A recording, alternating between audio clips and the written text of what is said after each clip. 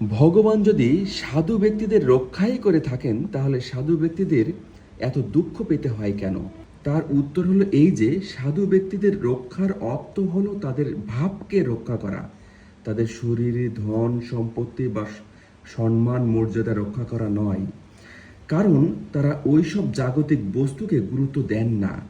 ভগবানও ওই বস্তুগুলির প্রতি গুরুত্ব দেন না, কারণ জাগতিক বস্তুতে গুরুত্ব দিলেই অসাধু ভাব উৎপন্ন হয়ে থাকে। ভক্তদের মনে জাগতিক পদার্থের মহত্ব বা উদ্দেশ্য থাকেই না, সেজন্যই তারা ভক্ত।